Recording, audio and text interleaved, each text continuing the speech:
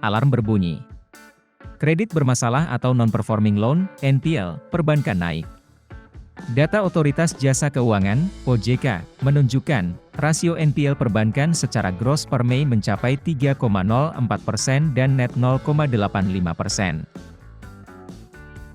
Angka ini naik dari Maret dengan posisi rasio NPL gross masih 2,99% dan net 0,84%. Merespons kenaikan rasio NPL tersebut, Bank Rakyat Indonesia, BRI, akan tetap berupaya menjaga NPL di kisaran 2,8 hingga 3% sampai akhir tahun. Per Maret 2022 lalu, rasio NPL gross BRI ada di level 3,09%, turun dari 3,3% pada periode sama 2021.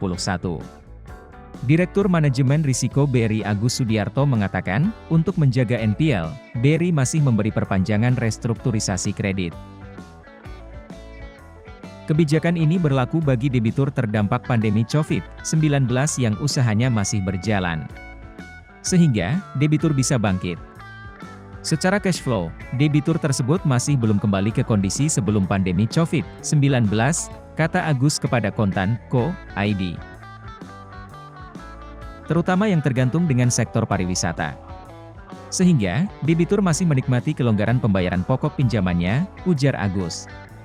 Untuk mengantisipasi risiko kredit, BRI mengalokasikan cadangan kerugian penurunan nilai, CKPN, yang sangat memadai, dengan NPL coverage lebih dari 250%. Sementara Bank Tabungan Negara, BTN, menargetkan rasio NPL bisa turun ke level 3,3 hingga 3,5% di akhir tahun ini. Per Maret 2022 lalu, rasio NPL Bank BUMN ini sudah melandai ke 3,6% dari 4,25% di periode sama 2021. Namun, NPL BTN pada kredit konstruksi di segmen perumahan masih sangat tinggi, mencapai 21,62%, naik dari 20,57% pada Maret 2021. Selain itu, NPL kredit komersial di segmen non-perumahan juga masih tinggi, sebesar 14,85%. Tapi, turun dari 17,6% di kuartal pertama tahun lalu. Menurut Direktur Remedial and Wholesale Risk BTN Elizabeth Novi Riswanti, rasio NPL kedua segmen itu masih tinggi lebih didominasi sektor HIGRISE atau apartemen. Sebab, sektor apartemen sangat terdampak pandemi COVID-19 selama 2 tahun terakhir.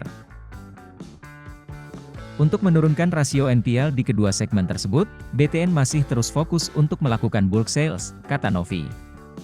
BTN juga akan fokus pada proses penyelesaian kredit dengan melakukan berbagai perbaikan pada proses pemberian kredit awal. Untuk mengantisipasi risiko NPL, BTN meningkatkan pencadangan. NPL coverage bank ini sampai kuartal pertama tahun ini meningkat ke 146,73%.